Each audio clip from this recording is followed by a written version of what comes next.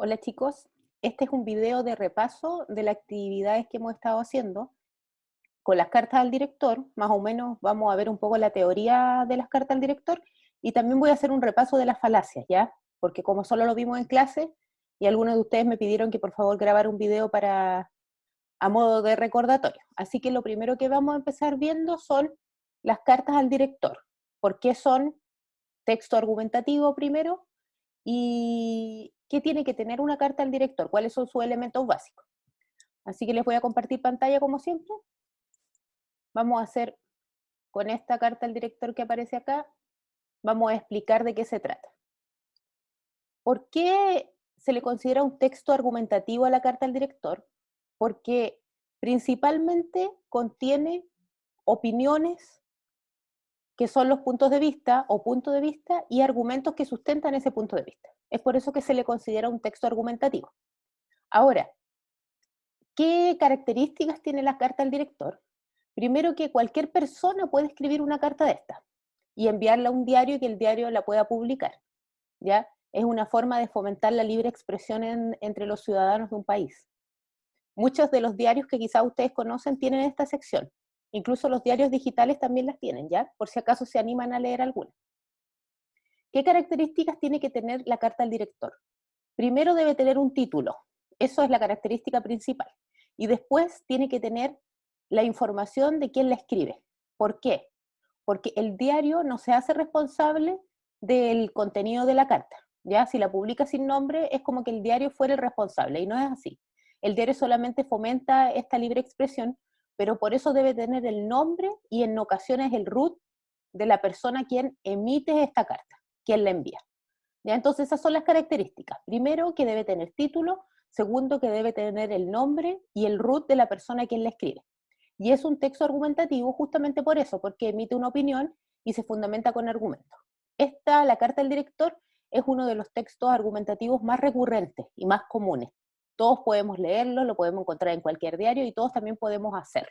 ¿Ya? Acuérdense, chiquillos, que esto también entra en la prueba, las cartas al director. Así que por eso hice este video también, porque como no tenía, es para que ustedes sepan las características que tiene, ¿ya? Ahora vamos a pasar a ver la falacia, que no tiene relación con la prueba, no entra en la prueba. Ya dijimos que las falacias vamos a hacer un trabajo en clase. Pero también decidí hacer el video en vista de que muchos me decían, me iba a subir video de la falacia, y yo les decía que no, y me decían, porfa, súbalo, suba, que a veces necesitamos como una ayuda a memoria. Es por eso que me animé y hice este video, ¿ya? Entonces lo que vamos a ver ahora son justamente las falacias. Las falacias que vimos. Vimos 10 falacias. Ya sabemos que son más falacias, ¿ya? Sabemos que existen más falacias, pero estas son las más importantes. ¿Y por qué decidimos ver estas? Porque son las que más se usan. Son las más usadas y además son las que son más fáciles de reconocer en los textos argumentativos, ¿ya? Les voy a compartir pantalla para que puedan recordarlas y ahí anotarlas si es que no alcanzaron a anotar en el cuadro. Muy bien. Primero que todo debemos entender qué son las falacias. ¿Qué son las falacias? Las falacias no son mentiras. ¿Se acuerdan que varias veces les mencioné eso? Que no es sinónimo de mentira una falacia. El sinónimo de falacia es un error en la argumentación. Ya vimos en las clases anteriores que existen reglas básicas para que una argumentación sea considerada válida. También vimos que hay 3 criterios que se deben siempre seguir para que una argumentación no tenga errores. Bueno, cuando se violan estas reglas básicas o se violan estos criterios, surgen los errores. Y esos errores se les llama falacia. Nosotros pudimos ver 10 de estas falacias. La primera se llamaba premisa falsa.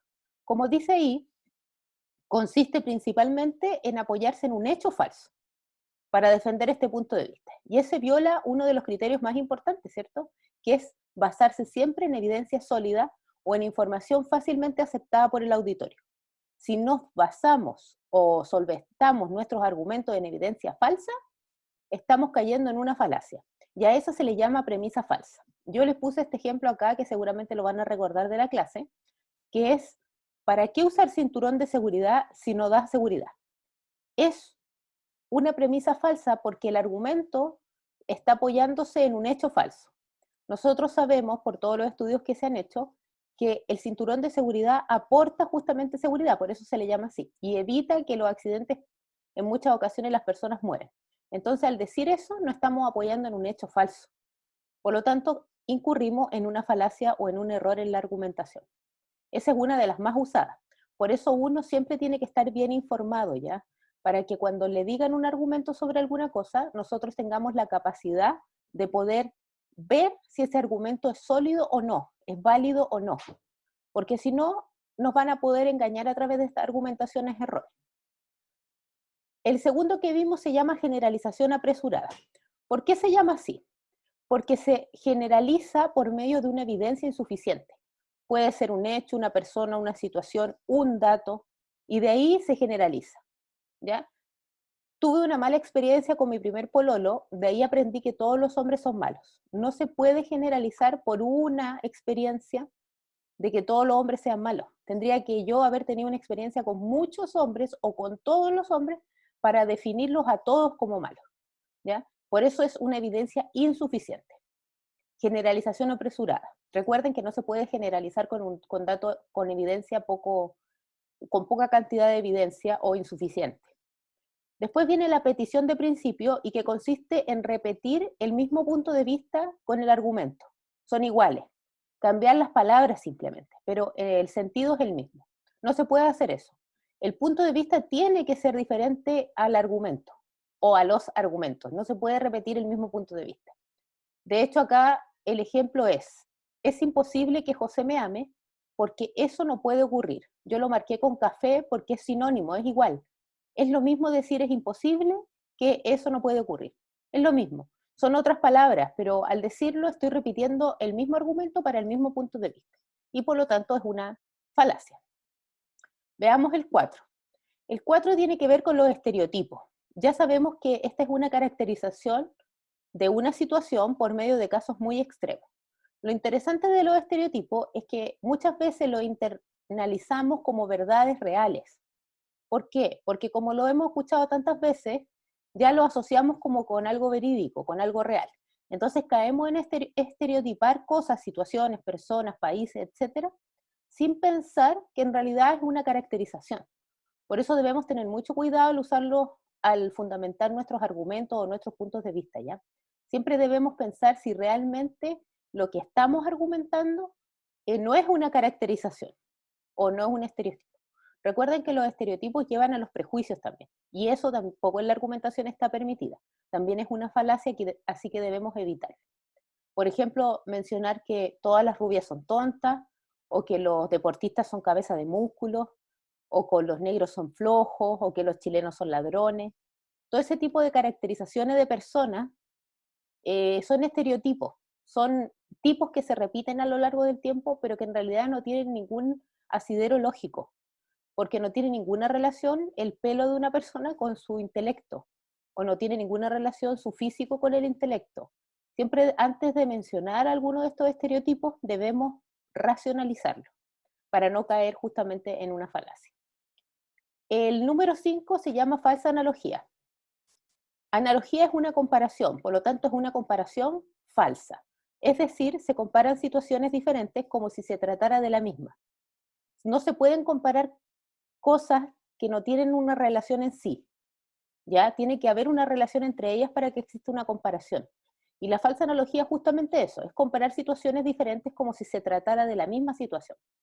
Ahora, yo les puse ahí la comparación entre los estudiantes que quieren copiar en las pruebas y los médicos que revisan los libros cuando van a recetar algo o van a diagnosticar a una persona. No se puede comparar un médico con un alumno que quiere copiar. Son situaciones incomparables. Entonces la falsa analogía consiste en eso, justamente.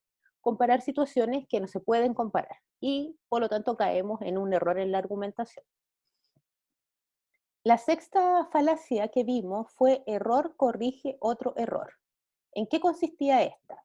Consistía en considerar que una situación errónea puede compensar otra igualmente errónea. Es decir, queremos justificar una situación donde se comete un error con otra que también es un error. Y eso tampoco se puede hacer, también es un error en la argumentación. Por ejemplo, no se puede condenar el pirateo de películas o de música Pues las grandes empresas dedicadas a estos rubros cobran sumas abusivas a sus consumidores. El que las empresas cobren mucho dinero por, por su producto no me da derecho a mí a piratear. Una cosa no puede corregirse con otra, una cosa no justifica otra. Es como decir, yo le robo a los supermercados porque los supermercados le roban a la gente.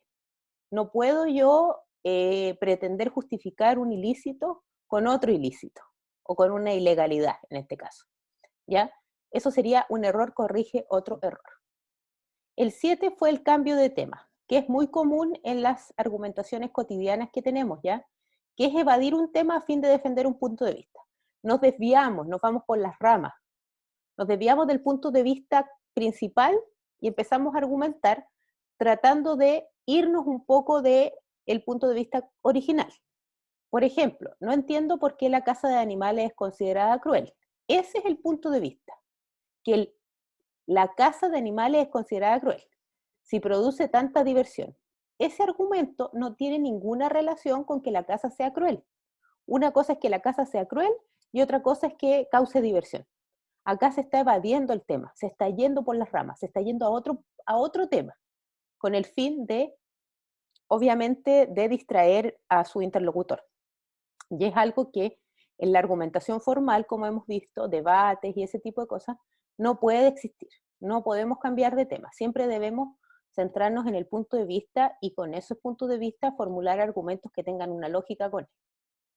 El número 8, que es el ataque personal directo, consiste en descalificar a una persona por la personalidad que ésta tenga o por sus características intrínsecas, diríamos, ya con cosas que no puede cambiar o que son características de él. Por ejemplo, no debemos escucharlo porque es gay, o no debemos escucharla porque es callada. No quiero escucharte porque eres autista. No quiero escucharte porque eres mujer. No te voy a escuchar porque eres tonto. Todo ese es un ataque personal directo, porque se ataca algo de la personalidad del oponente. A diferencia de otros ataques, como el indirecto y el envenenamiento del pozo, que tienen relación con otras cosas, ¿ya? En este caso, en el ataque personal directo, justamente se ataca la personalidad del oponente. Y sabemos que es una falacia porque viola una de las reglas básicas, ¿cierto? Que es atacar los argumentos y no a la persona que formula estos argumentos. Así que este sí que es una falacia grave. Igual las otras lo son, pero esta es más significativa porque vemos como un ataque directo, entonces podemos identificarlo fácilmente. Las otras falacias son un poco más solapadas. Este es como bien evidente, entonces por eso decimos que es un poco más grave. Ahora, también está el ataque personal indirecto. ¿En qué consiste? Ya no se descalifica a la persona por la personalidad que tenga, sino que por la situación en que se encuentre. ¿Ya? Una persona puede tener una situación particular por una circunstancia y de eso se trata esta falacia, de descalificar esa situación. Por ejemplo, es lógico que quiera salir del colegio temprano, si es un alumno. Yo no estoy atacando a Juanito, a Pedrito, a María, a Juana. Estoy atacando a cualquier alumno que quiera salir temprano. En esa situación en que se encuentra la persona de ser alumno, para mí quiere salir temprano, es un flojo, no quiere estudiar. Por lo tanto, estoy juzgando sus motivos. Y en eso no podemos caer. No podemos atacar de manera indirecta a alguien por la situación en que se encuentre. De hecho, yo les puse una nota ahí, no sé si la alcanzaron a anotar, pero ahora la pueden anotar si quieren, que es que no debemos juzgar los motivos del oponente, sino sus argumentos, ya que centrarnos en aspectos imposibles de evaluar objetivamente hará que cometamos errores en la argumentación. Claro, porque nosotros no podemos ver los motivos del otro, no podemos ver sus intenciones, por qué esta persona dijo eso, por qué quiere esto otro, por qué está mencionando esto, sin caer en el juzgar subjetivamente. Nuestro deber como oponentes dentro de cualquier situación argumentativa siempre es atacar objetivamente, ¿ya? No atacar subjetivamente. Y obviamente al juzgar los motivos de esa persona, lo estamos juzgando de manera subjetiva. Entonces no podemos hacer eso. Debemos siempre centrarnos en lo que podemos juzgar de manera objetiva al atacarlo. Y la 10ª se llama envenenar el pozo y es descalificar un punto de vista haciendo imposible su defensa. No debemos juzgar sus argumentos sobre el aborto, todos sabemos que los jóvenes son promiscuos. Uno pudiera pensar que se está atacando indirectamente a los jóvenes. Sin embargo, al decir no debemos escuchar su argumento, hay un envenenamiento del pozo. ¿Por qué? Porque evitamos que se quiera escuchar los argumentos de esa persona. Da su punto de vista, pero no alcanza a argumentar porque envenenamos esa conversación. De eso se trata esto, que se haga antes de que la persona pueda argumentar, a diferencia de otros tipos de ataques donde se permite que la persona argumente. ¿Ya? Entonces siempre es antes de que la persona dé sus argumentos. Algo que surgió durante la clase y que me llamó mucho la atención, que es bueno poder aclararlo, tiene relación en cómo las falacias se van entrelazando entre sí, o puede que una parezca ser, por ejemplo, falsa analogía, pero también cambio de tema. ¿Cuál elegir? ¿Será premisa falsa o generalización apresurada? Porque hay algunas que tienen matices similares entre sí. Como lo expliqué en clase y se los voy a explicar ahora también, en el caso de los ramos humanistas como el lenguaje y sobre todo lo que tiene que ver con la comunicación, que es el texto argumentativo, nos encontramos con que no es una ciencia exacta, por lo tanto muchas veces las falacias pueden tener matices entre sí. Una premisa falsa puede tener un matiz de generalización apresurada, o una petición de principios puede tener un matiz de estereotipo. Sin embargo, siempre debemos buscar a la que se acerca más. Si una falacia tiene más relación con estereotipo que con falsa analogía, va a ser estereotipo. Si una falacia tiene más relación con error, corrige otro error que con envenenar el pozo, va a ser error, corrige otro error. ¿Ya? La idea es que siempre una falacia va a tener un poco más de una que de otra, aunque se parezca. Y eso es lo que nosotros tenemos que lograr, poder identificar cuándo estas falacias se presentan. Ahora, como yo les mencioné también durante la clase, las falacias no van a entrar en la prueba. En la prueba entra solamente hasta las cartas al director.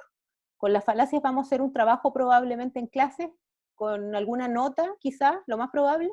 Así que espero que les sirva este material, que lo puedan copiar, si es que no lo copiaron en clase. Y obviamente esta fue una situación especial a petición de algunos de sus compañeros, ¿ya? Pero no siempre te voy a subir videos, ya les expliqué que ahora vamos a tener las clases y de vez en cuando solamente se van a subir videos de repaso. Así que espero que les sirva y que también en clases le puedan sacar provecho a las clases, que pregunten si tienen duda o consulta, si algo no se puede responder en ellas, me lo hacen llegar a través del aula virtual y yo les voy respondiendo, ¿ya chiquillos? Así que espero que les sirva, cuídense harto, que estén muy bien.